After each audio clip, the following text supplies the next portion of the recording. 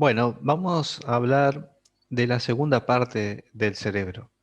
Estuvimos hablando sobre la configuración externa del cerebro, es decir, cómo era por fuera, cómo veíamos el cerebro y decíamos que tiene una forma ovoide formado por dos hemisferios que están unidos por el cuerpo calloso. Hablábamos de que cada hemisferio tiene tres caras, una cara externa, una cara interna y una cara inferior. Eh, y hablábamos de las características de cada una de estas caras, de la cisura, de los lóbulos, de los surcos, de las circunvoluciones, etcétera. Pero ya hemos hablado entonces de todo lo que es la configuración externa, la morfología del cerebro. Ahora vamos a ver un poquito acerca de cómo es por dentro el cerebro, cómo es la configuración interna y cuál es su función, así en general. Y la configuración interna la podemos ver principalmente para saber cómo se dispone la sustancia gris y la sustancia blanca en el interior de los hemisferios cerebrales. Para poder hacer eso tenemos que cortar al cerebro, así como ustedes ven en la imagen, debemos hacer un corte horizontal. Y de esa manera estaremos viendo la configuración interna, es decir, cómo se dispone la sustancia gris y la sustancia blanca en el interior de los hemisferios cerebrales. Siempre recordando que todo lo que es sustancia gris tiene que ver con cuerpos neuronales y todo lo que es sustancia blanca tiene que ver con las prolongaciones neuronales, o sea, con los axones, con las dendritas que están revestidos por una vaina de mielina que le produce una célula misma llamada célula de sostén. Esa vaina de mielina que rodea a las prolongaciones neuronales es de color blanco nacarado y por eso se ve como blanco, ¿no? Como sustancia blanca. Pero recordar siempre eso, que todo lo que es sustancia gris son cuerpos neuronales y sustancia blanca son las prolongaciones neuronales o los axones de esas neuronas. Y aquí en este corte vamos a ver cómo se disponen y hemos hecho un corte horizontal, se realiza un corte que pasa por la rodilla y el rodete del cuerpo calloso, dividiéndolo al cerebro en dos porciones. ¿Recuerdan ustedes que habíamos dicho que los dos hemisferios cerebrales estaban unidos entre sí por una sustancia blanca llamada cuerpo calloso, que no es otra cosa que prolongaciones neuronales que van del hemisferio derecho al izquierdo y otras que van del izquierdo al derecho. O sea, están interconectados ambos hemisferios cerebrales y lo hacen a través de sus prolongaciones neuronales que forman una estructura llamada cuerpo calloso. Eso ya lo dijimos y lo vimos la clase pasada. Y vamos a hacer un corte horizontal, así como muestra el plano, allí pasando por lo que llama la rodilla, ¿no? Los anatomistas le llamaron rodilla a esa porción del cuerpo calloso y rodete, porque es como que es una cola, ¿no? Un rodete como el que se hacen las mujeres allí atrás, redondito en el cuerpo calloso. Entonces, una línea imaginaria que pasa por la rodilla y el rodete del cuerpo calloso me va a dar la imagen que yo tengo a la derecha y voy a poder ver aquí, como veo a la derecha, la sustancia gris, eso que nosotros vemos en otro color, aquí marrón, pero eso es sustancia gris, que está en la periferia del cerebro, en la periferia de los hemisferios, o sea, en la parte de la corteza cerebral, así lo vamos a llamar, corteza cerebral, y también en el medio, fíjense ustedes que en el medio también hay sustancia gris, y la sustancia blanca es lo que se mete entre ellos, ¿no? Todo lo que es blanco y se mete entre ellos. También hay, vamos a ver un poquito acá la descripción. Miren, la sustancia gris se encuentra en la corteza cerebral, eso es lo que yo les decía recién, en la corteza cerebral o en la periferia, y en los núcleos grises centrales. Núcleos grises centrales, o sea, en el centro del cerebro hay núcleos grises. Recordando que cuando un grupo de neuronas se junta, forman núcleos. O sea que los núcleos son agrupaciones neuronales y ustedes pueden ver allí, por ejemplo, que adoptan diferentes formas, una forma ovalada o también una forma más triangular, pero son grupos de neuronas, todas se agrupan y forman esas estructuras, por eso se llaman núcleos. Un núcleo es agrupación, son agrupaciones neuronales. Fíjense ustedes, aquí tenemos entonces que la sustancia gris se encuentra en la corteza cerebral, que es lo que yo dije, toda la periferia, y en los núcleos grises centrales. Y la sustancia blanca en el interior de los hemisferios y en las formaciones interhemisféricas. La formación interhemisférica es el cuerpo calloso, por ejemplo, ya lo vimos. Y lo otro es sustancia blanca allí metida en el interior de los hemisferios, es todo esto. Muy bien. La cavidad en el interior, fíjense ustedes, hay una cavidad en el interior que tiene una forma de H acá, una forma rara. Bueno, esas cavidades se llaman ventrículos. Ventrículo lateral, esto que están hacia los hemisferios, esto que está acá adelante y esto que está acá atrás, color rojo, esos rojos son vasos sanguíneos.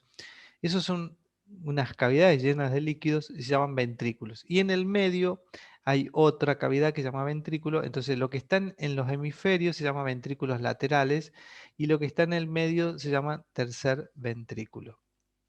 Los hemisferios cerebrales están cubiertos en su superficie externa por una capa continua de sustancia gris, eso es lo que dijimos recién, y la corteza cerebral es el asiento de sensaciones donde se origina y de donde se rigen los movimientos voluntarios.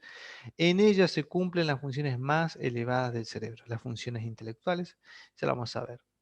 Los núcleos, un poquito, hablar de los núcleos.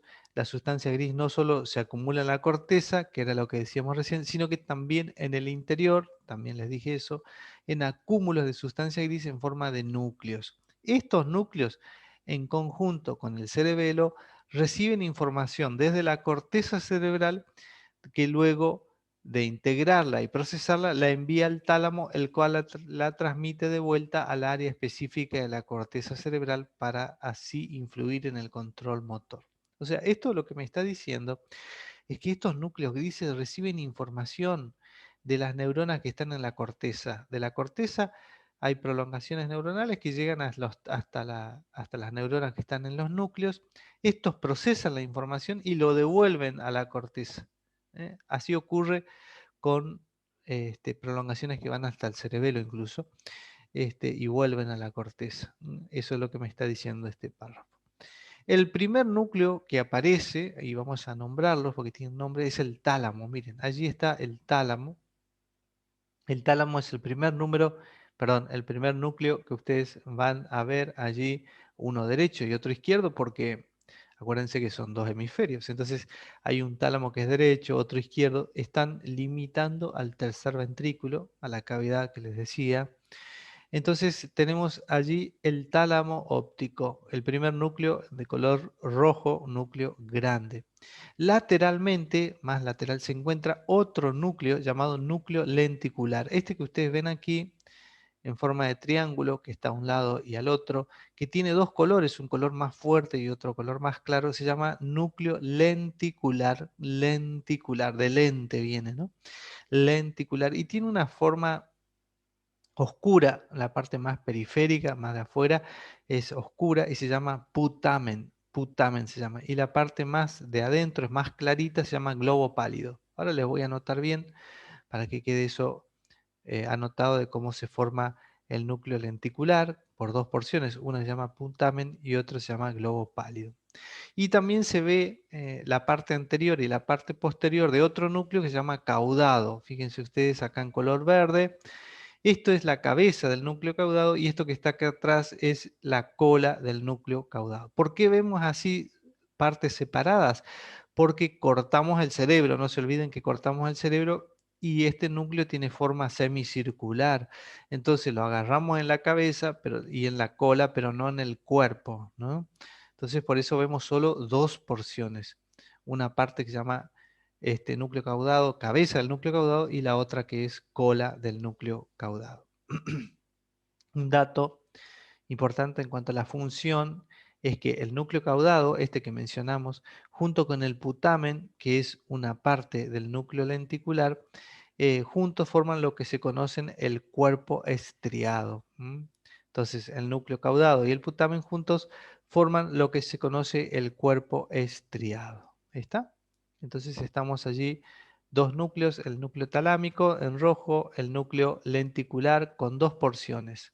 Uno que es putamen, que está por fuera, y otro que un color más clarito, por eso se llama globo pálido. Y también tenemos al núcleo caudado. Aquí hay otro núcleo, una liñita, que no lo mencioné tampoco, pero que está ahí anotado, se llama claustro. Esto es sustancia gris en una línea, no se sabe bien la función, pero allí también hay sustancia gris en, así lineal, que se llama claustro.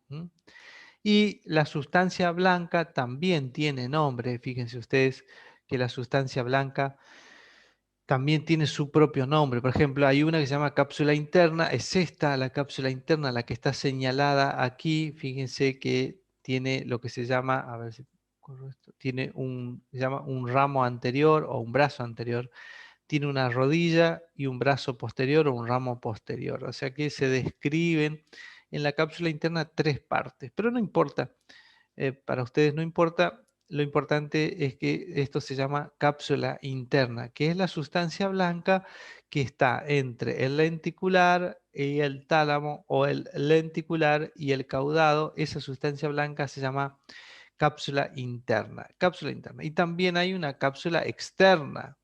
Esa cápsula externa es la sustancia blanca que pasa por fuera, digamos, por fuera del núcleo lenticular. O sea, es la sustancia blanca que está entre el núcleo lenticular y el claustro. Eso se llama cápsula externa. Y después tenemos lo que se llama la cápsula extrema. Cápsula extrema.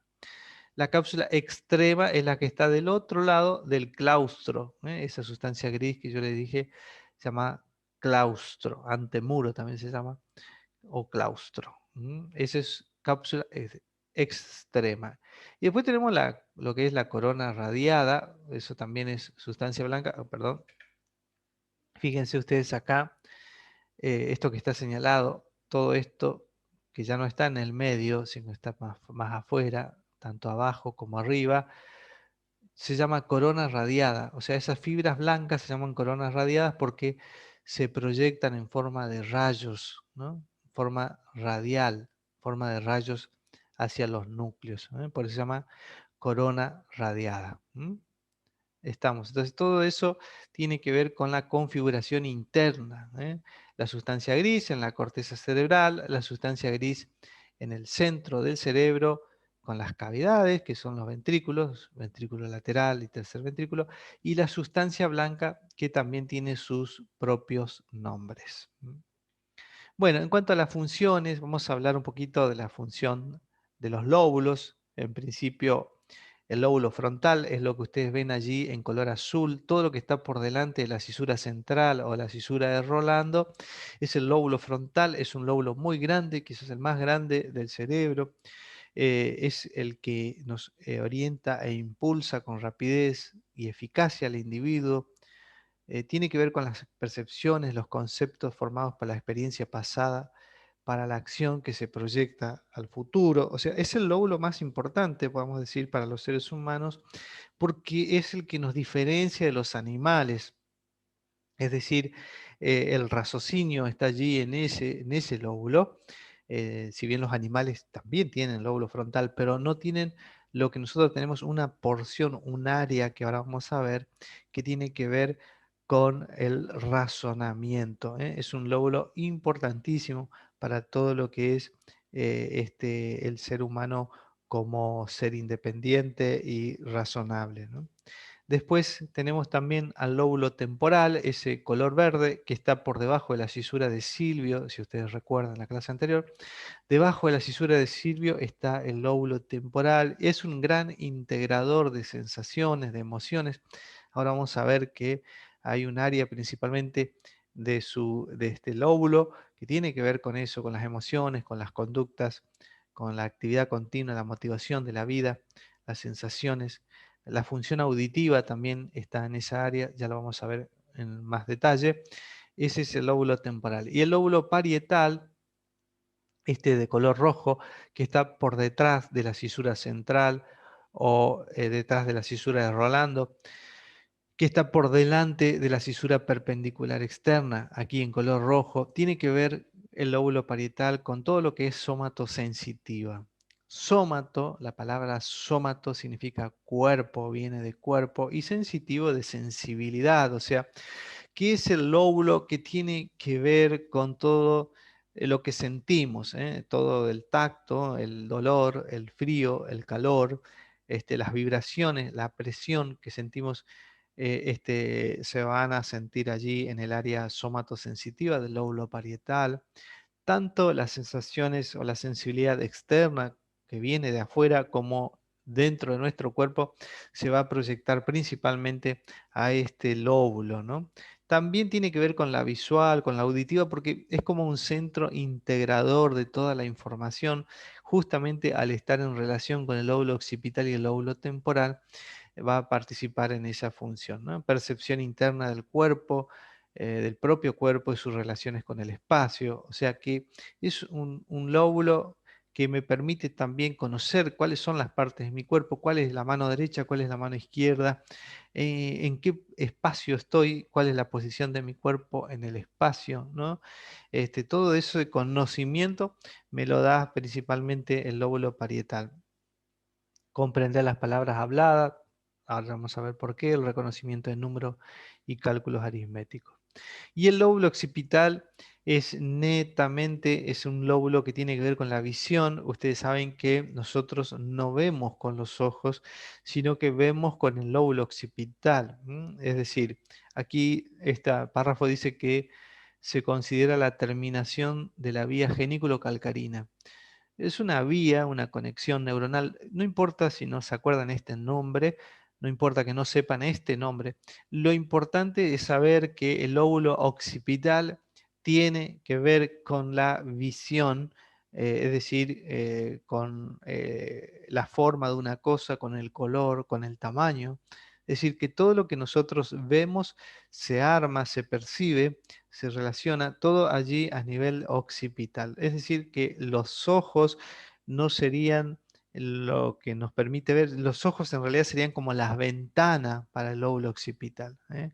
Si la ventana está cerrada, si la ventana no funciona, entonces el lóbulo occipital no va a poder ver o interpretar lo que uno ve. Entonces, los ojos sirven para recibir los estímulos lumínicos, los estímulos que provienen de una cosa, de un color, de un tamaño, de una forma, y es el lóbulo occipital el que interpreta y relaciona todo lo que nosotros estamos viendo. Bueno, y ahora vamos a ver por áreas, es decir, quiero mostrarles en cada lóbulo las áreas donde se encuentran cada una de estas funciones. En primer lugar, quiero decirles que el cerebro funciona en red, no funciona en forma individual, así como yo lo estoy individualizando, ¿no? En realidad les estoy mostrando dónde están las neuronas principales que se estimulan, pero una vez que esas neuronas se estimularon, se estimula todo el cerebro. O sea, cuando yo estoy mirando algo, si bien lo veo con el cerebro, pero se activa en red todo el cerebro, todos los lóbulos se relacionan cuando yo estoy mirando algo. Lo mismo cuando estoy trabajando, cuando estoy haciendo algo. Es decir, el cerebro funciona en red, eso no se olviden, funciona en conjunto, no es un área por un lado y un área por el otro, siempre funciona en red. Si bien hay un área que se va a activar en primer lugar, y eso es lo que yo les estoy mostrando, donde están esas neuronas que se activan y que luego van a difundirse en forma de red. Y vamos al lóbulo frontal. En primero quiero mostrarles esta área del lóbulo frontal, es el área 1, aquí donde que les estoy mostrando es 1.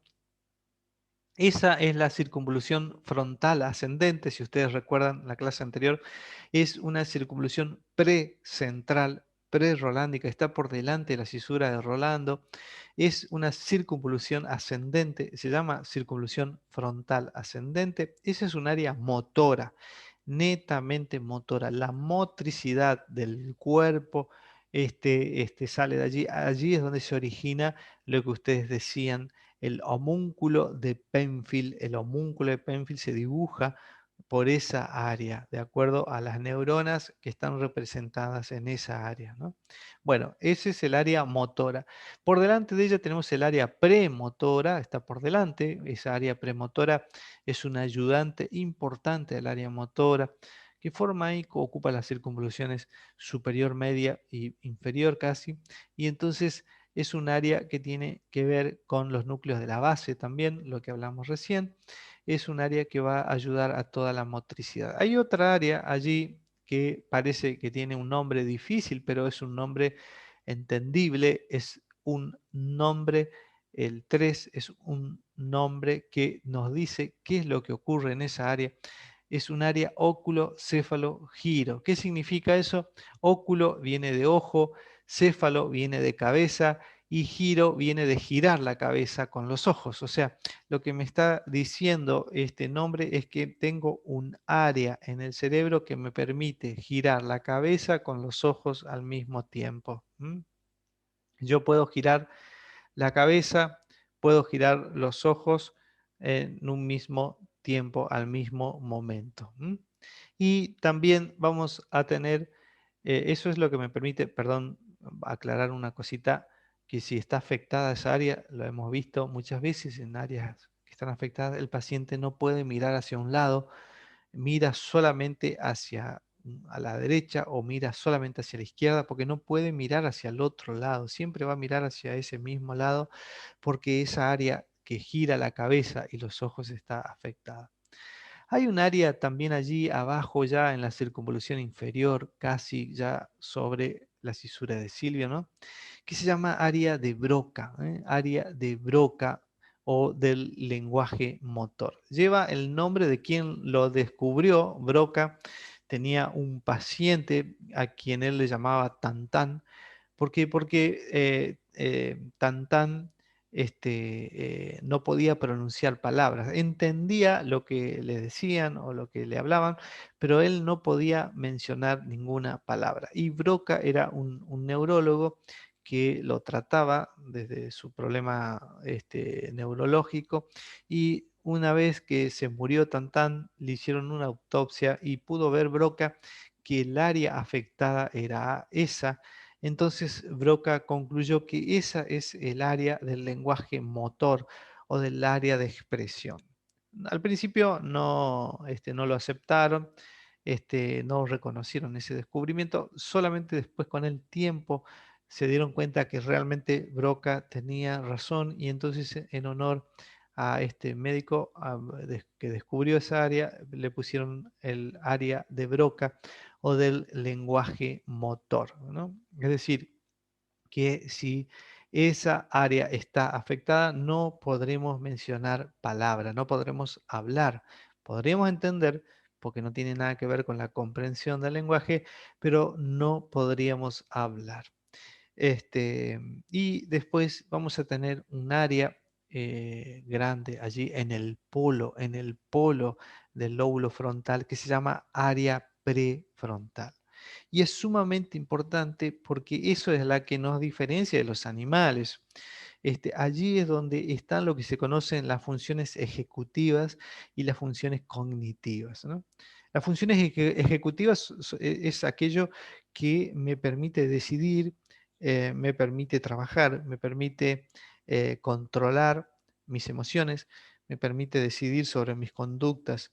O sea, cuando hablamos de función ejecutiva, ustedes tienen que pensar siempre en cuál es la función que cumple un ejecutivo en una empresa. El que es ejecutivo en una empresa es un cargo alto, es un cargo directivo, es un cargo de alguien que dirige la empresa, alguien que va a tomar decisiones o que al menos va a dirigir un área, va a tener personal a cargo, va a decidir cómo marchar con la empresa. Bueno, eso es la función ejecutiva. Nosotros con esa área razonamos, pensamos, decidimos qué es lo que vamos a hacer, qué conducta vamos a adoptar, cómo hacemos una cosa u otra. Eso tiene que ver con la función ejecutiva, es decir, la resolución de nuestra vida, qué la vamos a hacer con nuestra vida o la resolución de problemas. Y dijimos que esa es un área de función ejecutiva y también de función cognitiva. Lo cognitivo tiene que ver con la atención, con la sensopercepción, con la memoria. Allí también está lo que es la memoria de trabajo o la memoria a corto plazo. Es lo que me permite realizar actividades o varias actividades, trabajos o estudiar, etcétera, gracias a esa área prefrontal.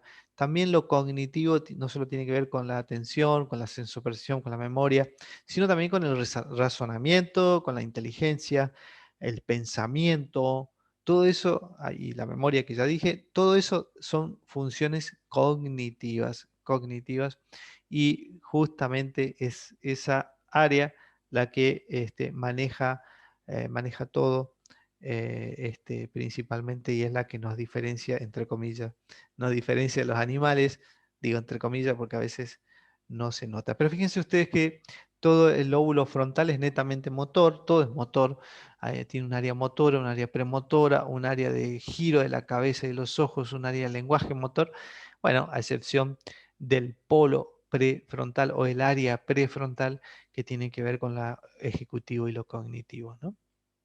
Si pasamos al lóbulo parietal, ahora van a ver ese recuadro que tiene que ver con una circunvolución que ya mencionamos cuando hablábamos de la cara externa del cerebro, que es la circunvolución parietal ascendente. Es la circunvolución postcentral. Acuérdense que teníamos una que era precentral porque estaba delante de la cisura central o cisura de Rolando. Esta es una circunvolución postcentral o post-Rolando. Esa área es uno, tiene que ver con el área somatosensitiva, que era lo que yo les estaba diciendo, de que allí es donde llegan toda la sensibilidad del cuerpo, todo lo externo como también lo interno, es decir, lo que sentimos, tanto en el tacto como el frío, el calor, cuando nos pinchan, nos queman, cuando nos quemamos, ¿no? O cuando nos aprietan, o cuando vibra algo y sentimos esa vibración, llega todas esas sensaciones allí al área somatosensitiva. Somato cuerpo, sensitivo de sensibilidad, por eso tiene que ver con eso. Y lo otro en general, lo otro que queda, todas las otras circunvolución y áreas que quedan del cerebro, del parietal, lo vamos a llamar praxionoccia, área praxionoccia o práxico y nocia. Práxico viene de práctico y nocia viene de conocimiento. Práxico significa práctica, es decir, allí es donde se está las neuronas que me permiten, por ejemplo, vestirme, es decir, vestirme adecuadamente. Si ustedes creerán que eso es algo normal, pero si no tenés bien el lóbulo parietal, podés sufrir alguna dificultad para vestirte, que realmente se puede ver en algunos pacientes con lesiones del lóbulo parietal.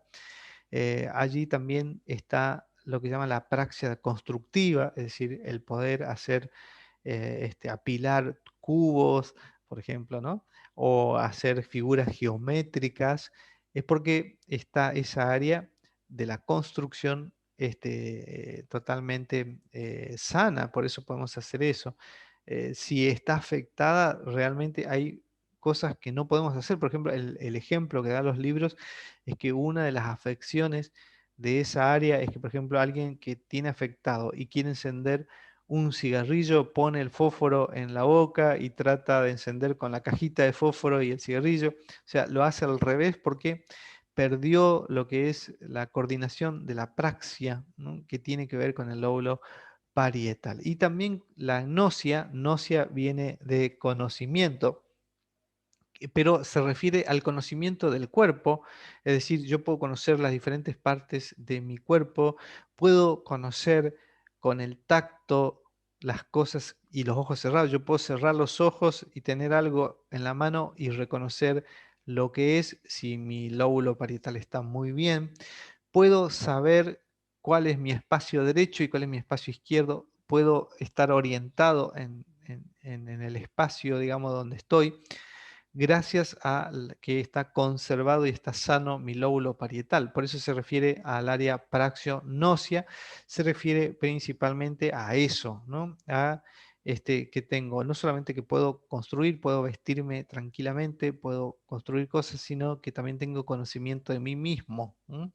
A eso se ocupa. No se está hablando del conocimiento académico, de lo que ustedes estudiaron, sino el conocimiento del cuerpo, de uno mismo, de las diferentes partes del espacio de donde uno se ubica y el espacio que uno está ocupando. Todo tiene que ver con el área parietal o área praxicognosia. El área occipital que está marcado allí es netamente visual, como les decía hoy, todo lo que es la visión de una cosa con su forma, con sus colores, con su tamaño, todo se proyecta al lóbulo occipital, allí es donde se percibe, se arma todo, no solo, les recuerdo que no lo hace solo, sino en asociación con el parietal, con el temporal, con el frontal. Y hablando ahora del lóbulo temporal, esa área verde. Tenemos el área auditiva primaria, fíjense ustedes allí, está el área auditiva. Con esa área escuchamos, también está el área del equilibrio allí, que no es menos importante, porque cuando sufre desgaste nuestra área auditiva o nuestro sistema auditivo, también va a sufrir un desgaste nuestro sistema de equilibrio. Por eso es que las personas mayores, los viejitos, tienen mucho problema en conservar o mantener el equilibrio y muchas veces se caen solos, pero seguro que tienen algún problema auditivo, que hay un desgaste a nivel del oído y a nivel del oído también es donde se encuentra el centro del equilibrio. Por eso es que cuando se afecta, entonces lo auditivo también se puede afectar el área del equilibrio. Pero la audición y el equilibrio entonces están allí a nivel del lóbulo temporal. Y hay un área en la parte posterior del lóbulo temporal, ya casi, pero aquí no está dibujado, pero en contacto con el lóbulo parietal hay un área que se llama área de Wernicke, porque lo descubrió Wernicke, y es el otro lenguaje llamado lenguaje de comprensión, ¿no? O sensitivo también lo llaman algunos, lenguaje de comprensión o sensitivo o área de Wernicke. O sea, nosotros podemos entender lo que nos dicen si esa área está conservada. Si esa área está afectada, no vamos a entender lo que nos dicen. Podemos llegar a hablar, podemos llegar a decir palabras o podemos llegar a decir frases porque el área motora está bien, ¿no? Pero si tengo afectada el área de comprensión, puedo mencionar palabras, pero van a ser palabras o frases incoherentes por el sentido, por el solo sentido de que no puedo ni siquiera entender yo lo que digo porque está afectada el área del lenguaje. A veces afectan las dos áreas, entonces quedamos como mudos, ¿no? No podemos ni mencionar palabras, ni podemos entender lo que nos dice, solo decimos sonidos, solo emitimos sonidos porque no podemos mencionar palabras y no podemos entender lo que nos pasa o lo que nos dicen, ¿no? Obviamente que cuando se afecta el lenguaje, no solo se afecta el lenguaje hablado, sino también el lenguaje escrito y el lenguaje de la lectura, ¿no? No podemos leer ni podemos escribir y no entendemos lo que nos dice, se afecta todos los ramos del el lenguaje porque está afectada esa área. Miren aquí los sentidos, los 5 sentidos también tienen sus proyecciones en el cerebro, pero ya lo hemos hablado, por ejemplo, cuando hablamos del tacto, yo les dije que a nivel de la circunvolución parietal ascendente o postcentral, el gusto también está allí, ese nivel, el oído, recién dijimos, está ahí, lo auditivo, la vista, lo visual está allí en el lóbulo occipital, como dijimos, y el gusto está en la cara interna, ya en la cara interna, perdón, el olfato, perdón, el olfato en la cara interna del lóbulo temporal. Allí está la proyección entonces de, eh, de los 5 sentidos. Miren, en la cara interna hay un área que está formado por circunvoluciones, por núcleos, que cada circunvolución y cada núcleo tienen sus nombres, pero no me interesa eso que ustedes sepan. Lo único que me interesa que sepan es que existe un sistema llamado sistema límbico. Es un conjunto de núcleos y circunvoluciones en la cara interna del cerebro.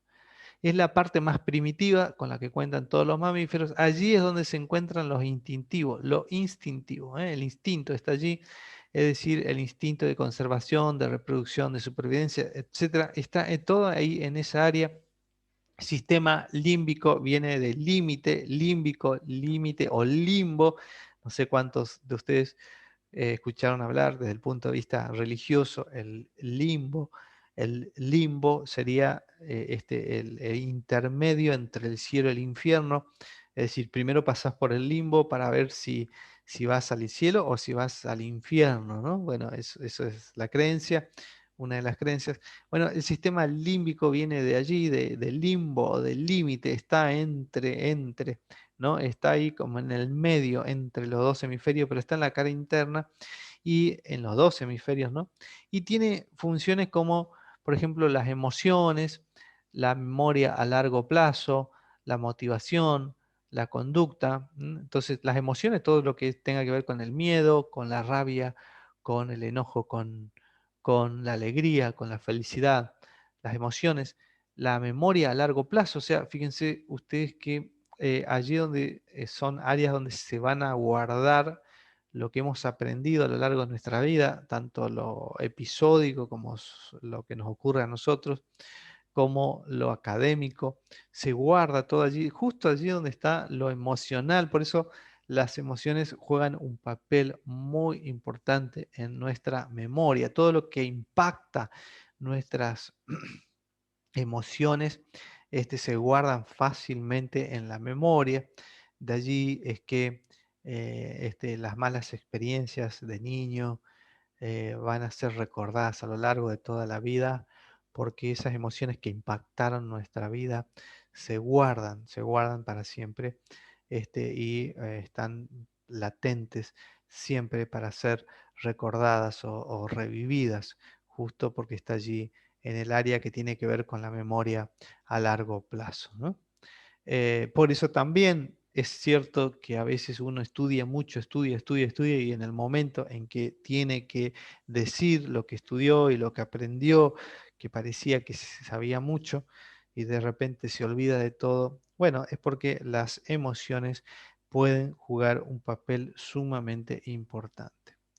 También las motivaciones, la motivación está en esa área, es decir, el impulso, aquello que me estimula o me impulsa a hacer una cosa, a cumplir un objetivo, también tiene que ver con el sistema límbico y las conductas, obviamente, en relación con el lóbulo frontal, el área prefrontal, también está allí a nivel del sistema límbico. Acuérdense que todo lo que figura en el sistema límbico es instintivo, entonces tengo una conducta que muchas veces se comporta como instintiva. El animal tiene una conducta, pero nosotros nos diferencia que podemos controlar esa conducta. Si el lóbulo frontal, el área prefrontal que mencionábamos recién, puede controlar la conducta que nosotros adoptamos. O sea, nuestras conductas, nuestras emociones pueden ser controladas, la motivación puede ser estimulada porque el área prefrontal, que es el área ejecutiva, recuerdan ustedes, puede controlar eso. Aunque a veces parece que no podemos controlar nuestras emociones, en realidad, si queremos, podemos llegar a controlarlas. Muchas veces es un ejercicio que hay que practicarlo, es un entrenamiento, el control de las emociones, pero, o el control de las conductas es una actitud, es algo que debemos entrenarlo para que sea una costumbre. ¿M? Podemos hacerlo porque tenemos ese raciocinio o ese área prefrontal que maneja eso. Tenemos nosotros la posibilidad de mejorar eso. A veces esas emociones que vienen por nuestros pensamientos negativos pueden ser eliminadas. ¿Por qué? Porque yo cada vez que viene un pensamiento negativo, tengo que hacer el esfuerzo de convertirlo en un pensamiento positivo. Eso lleva entrenamiento, porque somos negativos por naturaleza. Pero bueno, es un ejemplo de cómo podemos controlar nuestras emociones y en definitiva nuestras conductas.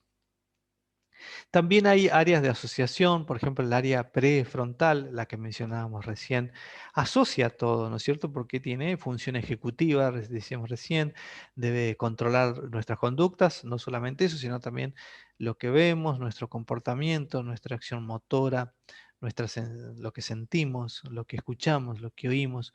Hay un área que es el área límbica, que es el que mencionamos recién, que también es un área de asociación, porque somos seres emocionales, a todo le ponemos emoción, entonces esa área límbica asocia todo lo que hacemos con las emociones.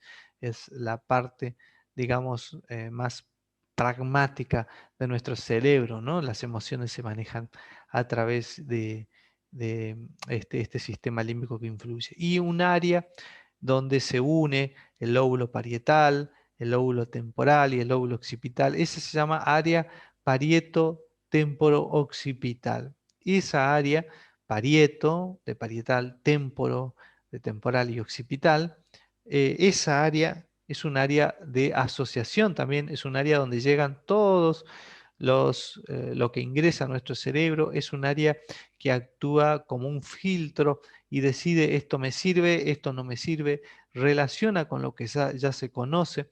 Es un área de asociación importante que luego de elegir qué es lo que es útil y qué es lo que no, las envía a las otras áreas del cerebro para ser utilizadas aquello que sirve, ¿no? Por eso se llaman áreas de asociación. Muy bien, aquí entonces hemos terminado nuestro teórico de hoy.